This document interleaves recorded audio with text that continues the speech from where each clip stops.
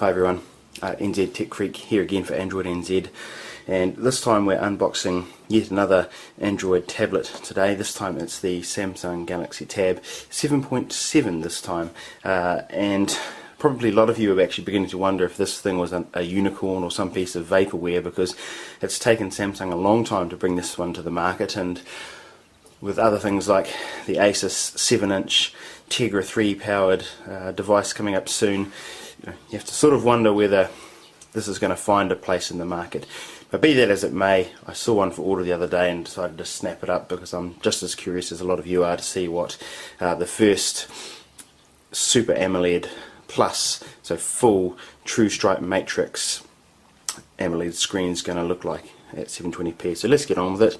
Beside it, of course, we've got a Galaxy Note sitting there. I thought it might provide a useful basis for size comparison. So we've got the Galaxy Tab here, and that feels superb in the hand. Looks absolutely wonderful.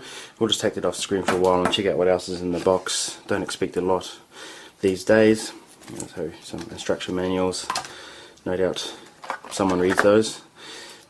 Charging unit and the plug to go with it, USB cable, and you'll notice on both the charging and USB cables that they have a proprietary connector. Thanks for nothing, Samsung. Some earbuds to fit the no doubt thoroughly average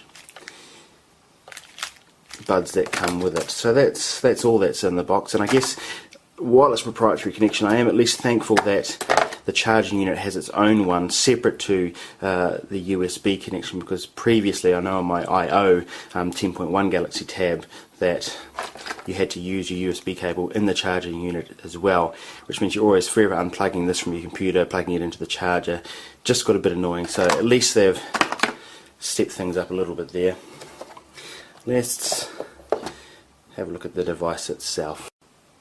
Okay, now that we've pulled away the plastic wrapper off each side of the device, let's have a quick look at the thing itself. Now, first of all, this feels absolutely superb in the hand. It's 7.9mm thick, feels built extremely solidly thanks to the awesome material Samsung have chosen here. So we've got kind of a soft touch brushed aluminium or some other metal here at the back, and a different metallic look material at either end, which I suspect is actually a plastic to facilitate stuff like Wi-Fi and GPS reception.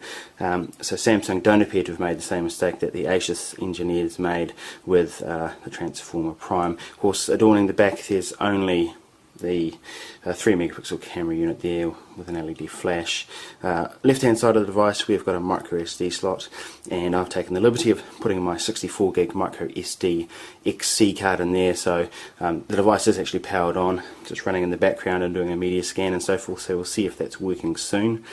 Bottom of the device we've got the speaker grills and the horrible proprietary connector, but sort of starting to get used to that now on all of these tablets. And the reason I say this is the bottom of the device, of course, is that the Samsung logo is actually printed here, so they're picking that you're mostly going to use this in the portrait orientation. And although this is the Wi-Fi only model, if you get the 3G model you can actually make phone calls on it. I can't see many people wanting to do that, but again, another little nod to the fact that Samsung expects this to be used in portrait orientation. We've got microphone hole here at the bottom, and if I can get it to show up in the light properly, at the very top of the device we've actually got an earpiece grill. So that's how Samsung sees people using this device. And finally, on the right hand edge we've got a power button, a volume rocker, and at the top we've got the 3.5mm audio jack, and that's actually a slightly unusual placement for that, given that Samsung is expecting people to use the device in this orientation.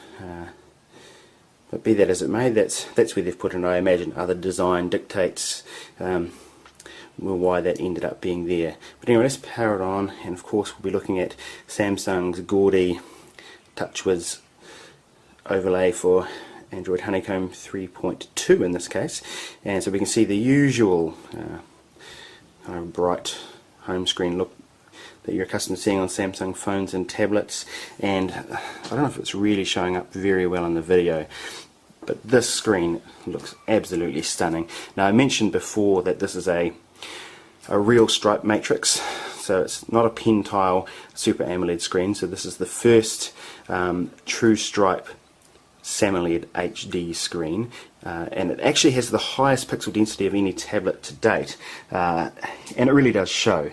While the Transformer Prime screen looks absolutely brilliant, you can of course see jagged edges and pixels here and there, whereas here they're much more smoother. Now this is not a Retina display by any means, so you can of course see pixels if you look really carefully, but in comparison with other tablet screens this looks absolutely amazing, due in no small part I guess to the fact that it's an AMOLED screen, so black is black, contrasting colours just really pop.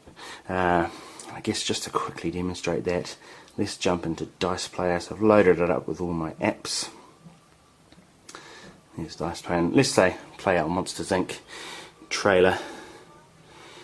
And so this is 1080p, it's an MKV with external subusing shown on screen there, and this actually has an 11,000 kilobit per second bitrate, so very high bitrate, and playing just flawlessly as I expected it to be, since this is running on a 1.4 gigahertz dual core Exynos system on a chip, the same one that was used in the Galaxy Note and in the Galaxy S2, albeit at a slightly lower clock speed. So as you can see, playing beautifully and absolutely looks superb on this screen.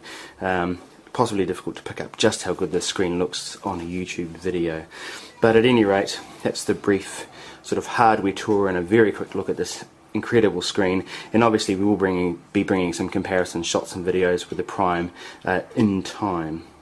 I just want to jump to settings now, and very quickly we'll see, jump to the storage settings, and we'll see SD card. So it's detected it's there and it's playing the video from it, can read all 59 gigs, so basically the card is working, which is fantastic. So that's the Samsung Galaxy Tab 7.7 unboxing and hardware tour. Played one video just to show you how absolutely stunning this screen looks, and obviously we'll be back with our usual full video playback shootout and connectivity demos very soon. And just finally, just wanted to compare this one to, say, the Samsung Galaxy Note. I'll just put that screen on full brightness also. So you can see, despite only being the 1.7 inches larger on the diagonal, you are getting a lot of extra screen real estate to work with.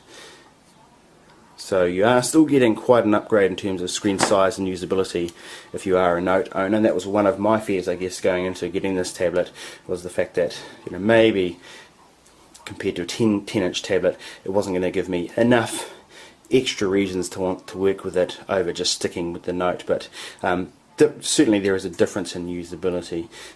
So anyway, that's it. Brief comparison to the Note, hardware tour, unboxing, and a brief demonstration to try and show you just how good this screen looks. So that's what we've got for today. So for AndroidNZ.net, this is NZ Tech Freak signing off, and we'll see you again soon.